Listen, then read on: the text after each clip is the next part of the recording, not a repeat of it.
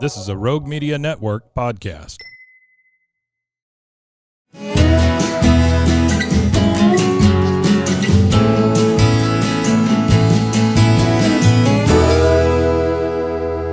This is Central Texas Life with Ann Harder. Hello, everybody. Welcome to Central Texas Life. Ann Harder here with you. And it is my joy to bring you all the way from Nashville, Tennessee, Liz Bohannan. She is a Nashville-based singer-songwriter working in the music industry for the last decade as a writer and a performing artist. And Liz, we had the opportunity to meet sort of by happenstance not too long ago in St. Louis, Missouri, of all places, at a Colonial Dames uh, national conference. You are one of our Tennessee dames, one of I our young am. dames. So much fun. Yes, that was wonderful. I loved that was my first conference to attend. It was a ball and met so many lovely people from all over. And yes, so fun to meet other music industry people involved in the Dames as well. So fun. Yes, well, it really was a delight for me to get to meet you. And I mentioned having a podcast, and I was able. You sent me a link to your music, and we'll be sharing some snippets of your music throughout this time together. But I really don't know you at all, so let's just find out. Liz Bohannon, who are you? How have you always lived in Nashville? I have. I'm born and raised, and I've been involved in music in some shape or fashion since day one. Started at Opryland. I had my first job with the headsets, and Gaylord Entertainment hired me. Instead of going to summer camp, I was just dead set on taking this big job to play 5 shows or 5 days a week for a few years, kind of Mickey Mouse club vibe, but it was a lot of work, and it was just so much fun. My first stab at the entertainment world, and it really opened my eyes. And I kind of dabbled in other stuff like choirs and stuff, but I always knew that music, and I tried other things. I tried acting and kind of was a jack of all trades, but music just kept coming back. And when I got out of college and I graduated and lived in California, I had my first songwriting session, and that's when I really knew I didn't have any question of what I wanted to devote my life to, basically, or career. Can I ask, how old were you when that sort of epiphany happened with the songwriting? So actually, it was a writing session with the amazing songwriter and producer Jeff Trott, who produced my latest work that I would love to talk about on this podcast. But yeah, so that was my first session about 8 years ago, and it's really cool to have reconnected with him, and for him to have, it took lots of winding roads, and then to have this body of work, him produce it's been really special. Yeah, and he's kind of a big deal. Yeah, Cheryl definitely. Crow, if you've ever heard of her. Yeah, he's worked with her, and so I'm sure it was a sort of a joyous collaboration for you to work with him. Oh, absolutely. It was just so cool all around. I Well, could tell you so much about it. so But I'm yeah. I'm always, in fact, I have a longtime friend who lives in L.A. and is a singer songwriter, and I'm just always interested in hearing about the process. And like I said, I've been checking out some of your music videos. We can start out with "I Want It All," and I don't know if Okay. chronologically this is, you know, the order that you wrote these different songs, but um, so how do you get your inspiration for writing a song? Do you think, okay, I need to write a song today? Here comes, Yeah, I mean, you try to. It's always like you just show up, because even when you don't think you're going to get anything good that day, you'd be surprised. Just going through the motions kind of is the best way to approach a creative, just yeah, a life of and doing that. I can't even explain it very well, but it's really important to the inspiration just comes from all over the place. And I grew up across the street from an amazing songwriter, and he early on just told me, even in the middle of the night, write down, if you have a good idea, write it down. So you're just kind of always watching your thoughts, and the good ones tend to stick with you, so you kind of have to sit down and just try to, I don't know, well, so try to like tend to the idea. yeah, It's hard to talk about creativity. It's I still know in it, and it's kind of interesting to kind of sort of put it into words the process, and that's why I'm curious about it. But you you get the kind of the poetry of it, you get the lyrics, and then yeah, set the music to you, or do you get a melody first and you go, oh, that's I like how this moves, let's see what fits that. it's pretty much all there's really no there's no formula for it. Sometimes it's an instrument, sometimes you have a lyric first. There's just really no one right way. Well, let's talk about then your debut EP is "Got to Give It Up," and Yes, this was produced and co-written with Daniel Tashin, and yes, this is in 2016, so it's been a few years ago. Let's right. talk a little Yeah, bit about that. that one was that was pretty much my first official like body of work that I've been writing music for so long, but that was kind of my first debut EP. Got to write it with one of the best talent most talented people in town, and it really that was really opened my eyes going through that process of kind of how it all works. I've been doing this independently for a while now, so just kind of learning little bits here and there on how it works. You kind of have to be a label and all these other things, which Yeah, that it's got to be somewhat complicated. yes. So, but that was kind of just that was such a cool project. And um, where do I begin? Yeah, it was just we wanted to do like a reggae type vibe, Mm-hmm. and it's all pop music, and he's a multi-instrumentalist and just the most talented person. So it was very exciting to that one. It just came together so quickly, and it was a total thrill. Well, and listening to different ones of your music, what genre would you say? I mean, it doesn't really sound country. It's not really. Is this what we call the new country, or is it It's kind of the Nashville sound, I the would say. Nashville sound? Okay, There's really genres are so open now. I guess so. Yeah. Well, So especially like when Dolly Parton's now in the Rock and Roll Hall of Fame. I mean, there's a lot of overlap. right. Oh, for sure. It's like everybody wants to do a country record, come to Nashville to do a country record, or Dolly's doing a rock and roll. Like it's so cool how people it's just the sky's the limit. If you get inspired by a certain type of music, go do it. And it's more about like what you're interested in, and I think what inspires you. There's so genres are is a total it's a whole another umbrella of it's so interesting to see it evolve. Well, I just have to say, I mean, your music is listenable. I mean, it's just got kind of a mellow, not, I don't know if mellow is the right word. It's just pleasant to experience. And so do you have like a target market or audience, you're shooting for, or all ages, or? Yeah, just really whoever it connects with. I play a monthly gig at Brown's Diner, which is Oh, a do really fun you? venue in town, and That's it's a cool. really cool. It's kind of like the Bluebird. Uh-huh. It's been around for 100 years, and it was, the Everly Brothers played there, and uh, gosh, Chris Stapleton. All these people have come through there, and it's kind of like the test kitchen for a lot of these big artists, and just wherever you are, like legends and just kind of everyday songwriters. And so I've loved playing there because it's almost just like this revolving door of just you connect with so many different people from all Yeah. over. It's not one like it's not like Taylor Swift, and which would be amazing, but she has like I don't have a market. I just kind of do music and Right.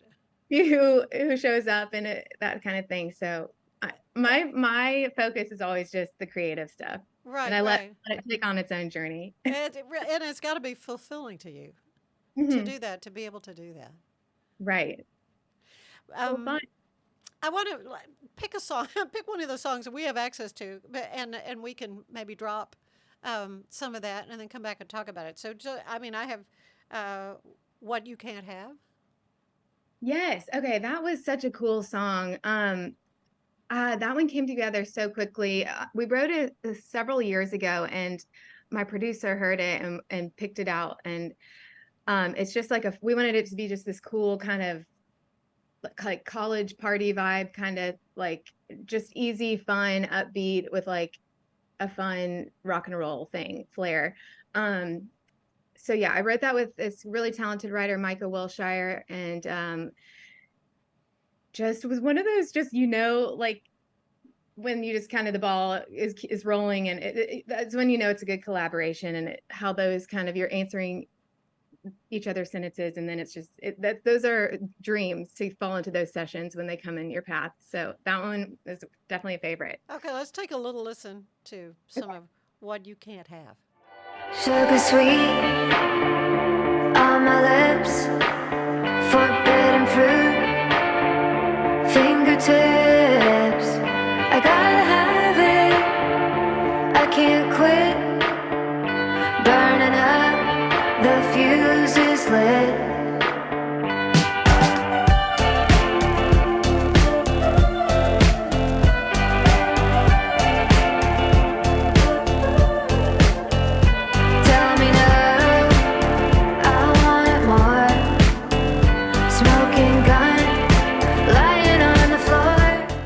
Back. So you had the chance to do these music videos. I mean, of course, that just, picture's worth 1,000 words. Tell me about the process of that, of doing the videos to go with the songs. So that was a ball. One of my friends helped me throw that together, and we just kind of went out to this park in Nashville and ran around and shot cool footage, and had this really cool convertible. And it was just kind of very fun and effortless. And yeah, I mean, you look like you're just having a good time. Yeah, so that was the goal. Yeah. We were trying to just make it fun.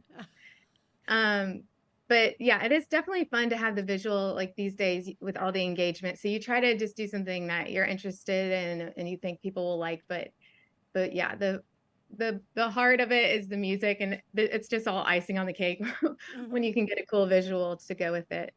So when you're doing the visuals, is the music playing and you're lip syncing? How does that work? So, yeah, no, we just had the music playing in the background. There's different ways to do music videos these days. But that one was kind of more just like background. Right. I don't think I was singing along with that one. Yeah, I think you're right. Yeah, now that you mentioned that, of course, yeah. So when did you know you wanted to pursue a music career?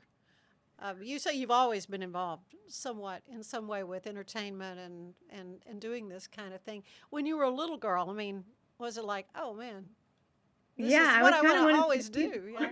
It kind of was. I started singing, and I got a microphone at a family wedding early on, and I always just sang Judy Garland at everybody's wedding, and my grandfather called me Judy, and it just kind of, I don't know, I just knew what I wanted to do. I asked for singing lessons in the 2nd grade. Did you really? I did. And what the fun part is we would get to go off script, and I would get to make up my own melodies. And that was always my favorite part, when we could just sing and like into nowhere and just kind of run with your imagination. I don't know how I ended up having a teacher that knew that was something that's not very common to do in voice lessons. Yeah, that's true. So your folks, how are your folks always embrace this path for you? They have. Yes, I've had such a supportive family. Really and truly, they're on the bandwagon. They come to my shows, and so yeah, I'm very lucky. Yeah, I'm sure they're so proud of you. So Cowboy of the Canyon, is that your newest one? That one we actually wrote on Zoom with Jeff Cohen, one of my favorite people to work with.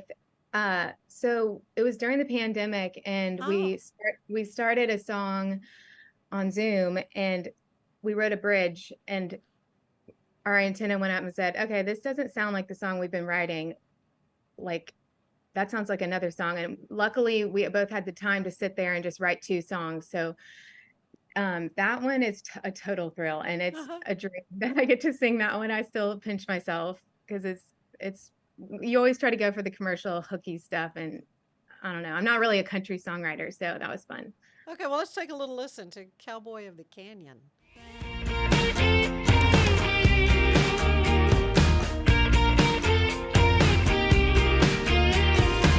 I know you'll forget me soon when somebody else shows you the mirror.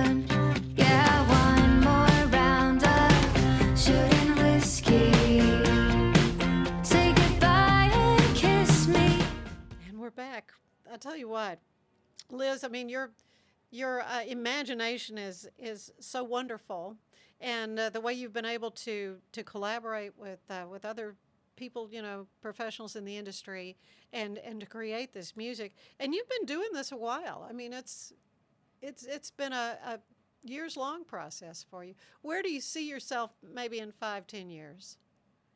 Gosh, it would just be so lucky to you just go project by project, and Mm-hmm. I'm just kind of still like, okay, what's next? And I just hope to keep creating. That would be I think I always will. So that's just my goal to keep on working towards the next thing. And I'm so lucky to get to work with fabulous people. So that's hopefully still doing this. Yeah. Well, do you ever get a request to write a song? In other words, be Yeah, drafted into writing a specific song for a project? Have you done I that? have. I've done some TV work, which is so much Mm-hmm. fun to do when you get those jobs, Oh, and tell it's me about that. so, you'll get a script in and it's like write a Christmas song with, they give you like parameters, which is really good for creative people that kind of gets to get handed a little box to keep something in is always good with limitations. But so it's really fun. I've done a Valentine's commercial, and I don't think that one got picked up, but I did write one. And I've done some Christmas music, and the songs of mine that have been on national TV have been original music, but they were not like specific commercial plugs. They were Hmm. just kind of my original stuff that I'd written. But Hmm. it is really fun when you can kind of write a jingle, I guess. I know. Well, listen, a lot of people have made huge careers out of jingle writing. That's because that's in marketing. If there's something that sticks with people, becomes a little earworm, as we say, then that's going to help sell a product for sure. Totally. Um, it's just really been interesting for me to hear about you, hear your work. What are you working on now? Something specific? Right now I've just been playing some shows and trying to get the word out about this new project. And always working on the next thing. I'd love to do a little Christmas project. It's coming up, but yeah, I'm not sure what's going to land in my path next. I've just been kind of playing out and promoting this EP, which it was really a year in the making. So I'm just happy to Mm-hmm. be to this place. You've been So working on it then, and this, right, yeah, and the name of this newest one is the whole project's called I Want It All, "I and Want It All." yeah, it's 5 songs, but the title song is I Want It All, which is I love that one. So I was happy to make that the title song. Oh, that's great. Well, it's always a delight to chat with people, and I do a little thing at the end.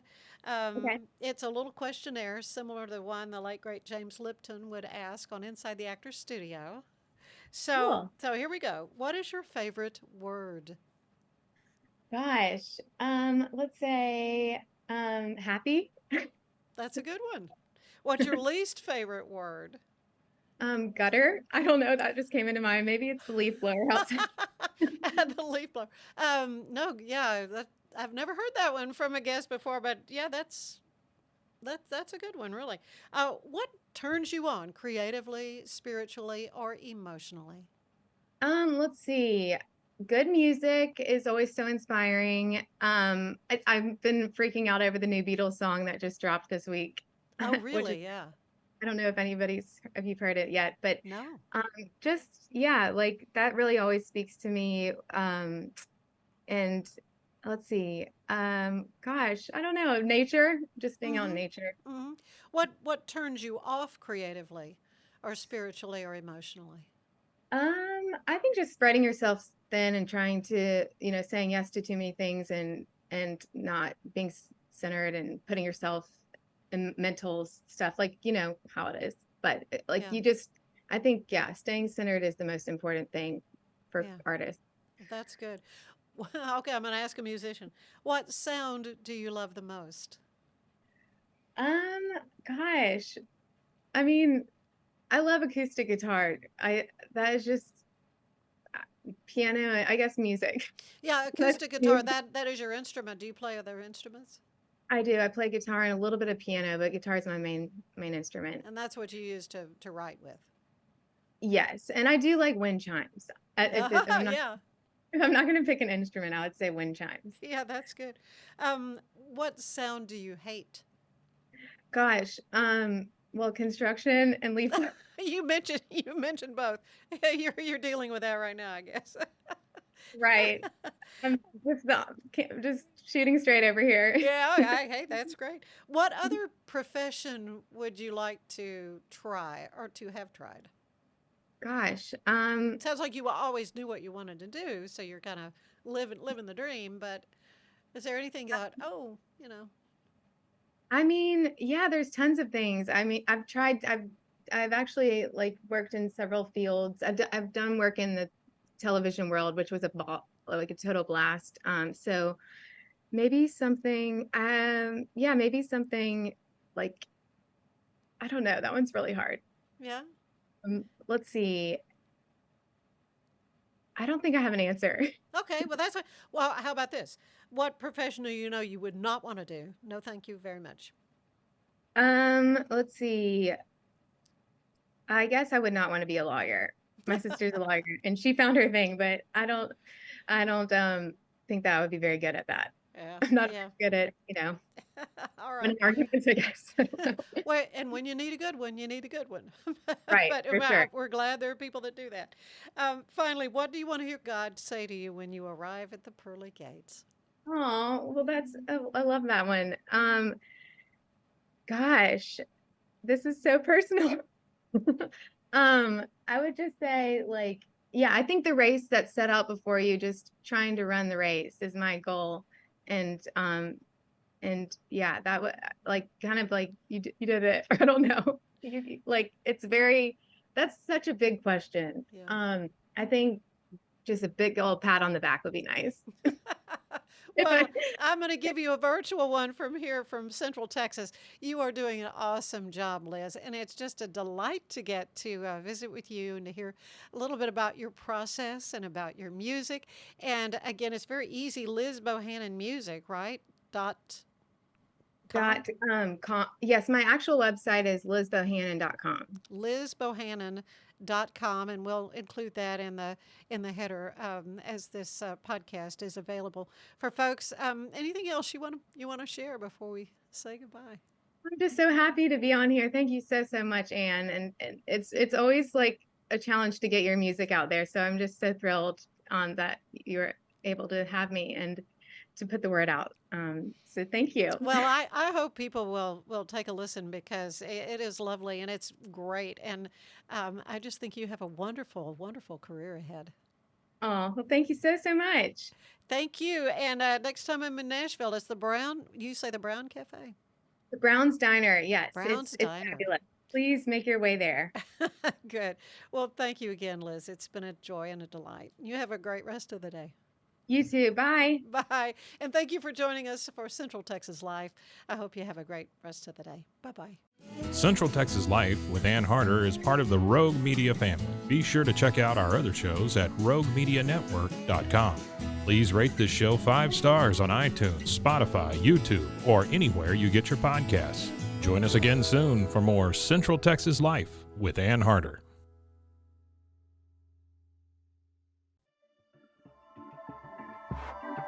This has been a Rogue Media Network